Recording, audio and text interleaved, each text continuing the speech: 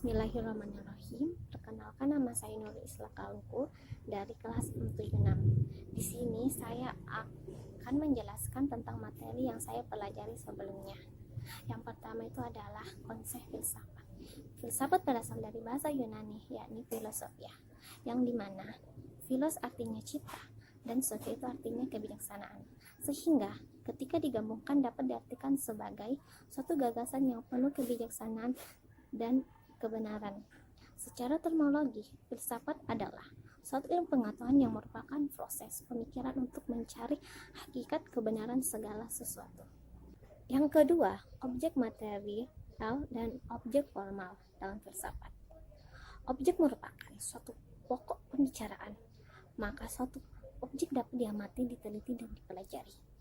Objek filsafat terbagi atas dua. Objek material adalah suatu yang realitanya ada, baik itu terlihat langsung maupun tidak. Yang kedua, objek formal adalah cara yang digunakan untuk menghindari ilmu itu sendiri, atau persepsi yang digunakan seorang untuk memahami dan Selanjutnya, yang ketiga yaitu cabang-cabang filsafat. Cabang-cabang filsafat terbagi atas ontologi, yaitu cabang filsafat yang membicarakan tentang hakikat tentang segala sesuatu yang ada. Yang kedua, epistemologi, yaitu cabang filsafat yang menyelidiki asal mula, susunan, metode. Yang ketiga, aksiologi, tentang nilai dan kegunaan dari segala sesuatu terkait dengan kaidah dan moral. Yang keempat, logika, cabang filsafat yang membicarakan tentang aturan berpikir. Yang kelima, metafisika, membicarakan tentang yang ada. Selanjutnya, materi keempat yaitu konsep filsafat pendidikan dan manusia sebagai insan pendidikan. Paham tentang manusia terbagi atas tiga, yaitu paham materialisme, yaitu memandang dari fisik. Yang kedua, paham idealisme, yaitu hanya segi roh dan jiwa.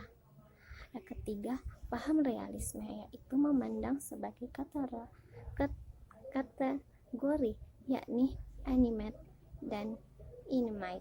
Selanjutnya, materi yang kelima yaitu dasar filsafat pendidikan.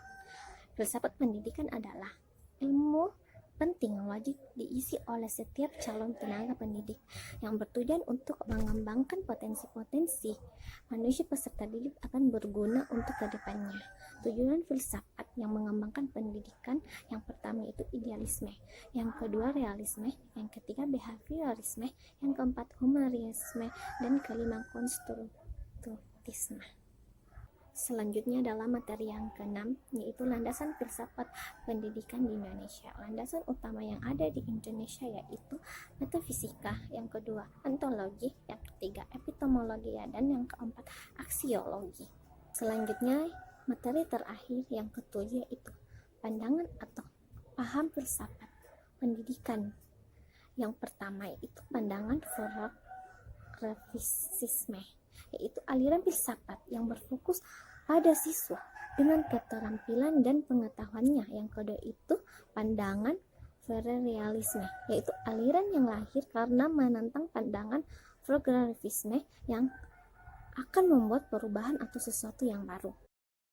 Selanjutnya, yang ketiga, pandangan rekonstruktivisme, yaitu artinya membangun bangunan penciptaan. Jadi pandangan ini menekankan pada siswa.